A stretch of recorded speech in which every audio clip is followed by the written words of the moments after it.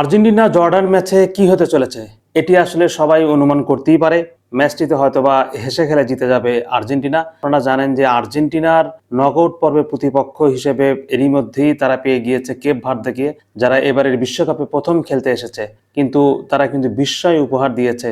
এবং আমি যদি বলি যে তারা স্পেন, উরুগুয়ে এবং সৌদি আরব প্রত্যেকটি ম্যাচই তারা ড্র করেছে এবং ড্র থেকে 3 পয়েন্ট সংগ্রহ করে তারা নকআউট পর্বে উঠে এসেছে। সুতরাং 4 জুলাই ভোর 4টায় যে ম্যাচটি হতে চলেছে এই ম্যাচটি নিয়েই অনেক বেশি আলোচনা হচ্ছে। এখানে আর্জেন্টিনা এবং কেপ ভার্দের মধ্যে ম্যাচটি আসলে কেমন হতে চলেছে, এখন আর্জেন্টিনা ভক্তদের সেটা নিয়েই অনেক বেশি আলোচনা। তবে এর মাঝেই গ্রুপ পর্বের শেষ ম্যাচটিতে আর্জেন্টিনা মুখোমুখি হচ্ছে জর্ডানের, যেটি 28 জুন সকাল 8টায় হতে চলেছে। সেই ম্যাচটি সম্পর্কে প্রেস কনফারেন্সে যেটি বলেছেন আর্জেন্টিনা কোচ, এই ম্যাচে তিনি একাধিক খেলোয়াড়কে বিশ্রাম দিতে চলেছেন এবং নতুন যারা রয়েছে তাদেরকে বাজিয়ে দেখতে চান। লিওনেল মেসিকে তিনি এই ম্যাচে শুরুর দিকে খেলাবেন না বলেছেন, তার জায়গায় নিকো পাস খেলতে পারেন। এরকম বেশ কিছু জায়গায় তিনি পরীক্ষা নিরীক্ষা চালাতে পারেন। তবে একটা বিষয় খুবই লক্ষণীয় যে আর্জেন্টিনা যে দুটি ম্যাচে জিতেছে আলজেরিয়া এবং অস্ট্রেলিয়ার বিপক্ষে, সেই দুটি ম্যাচে 5টি গোল করেছে আর্জেন্টিনা এবং যার 5টি করেছে লিওনেল মেসি।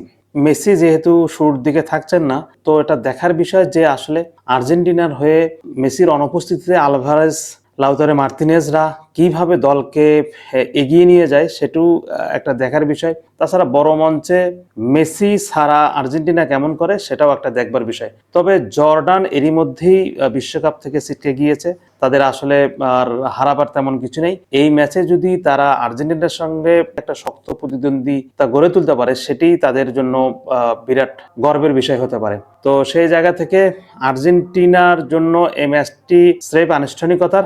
তবে লিওনেল মেসি 5টি গোল করে এখনো পর্যন্ত বিশ্বকাপের টপ স্কোরার হিসেবে রয়েছেন এবং তিনি যদি দ্বিতীয় অর্ধে নামেন তখনও আসলে একটা চোখ থাকবে মেসির ওপর, যে তিনি এই ম্যাচে যে সময়টুকু পাবেন সেই সময়টুকুতে নিজের গোল সংখ্যাটা কতটা বাড়িয়ে নিতে পারেন। আপনারা জানেন যে কিলিয়ান এমবাপ্পে 16টি গোল নিয়ে মেসির ঠিক পিছনেই রয়েছে এবং মেসি 18টি গোল নিয়ে বিশ্বকাপের সর্বোচ্চ গোলদাতা হিসেবে কিন্তু রেকর্ডটা মিরোস্লাভ ক্লোজার কাছ থেকে এই বিশ্বকাপই নিয়েছেন।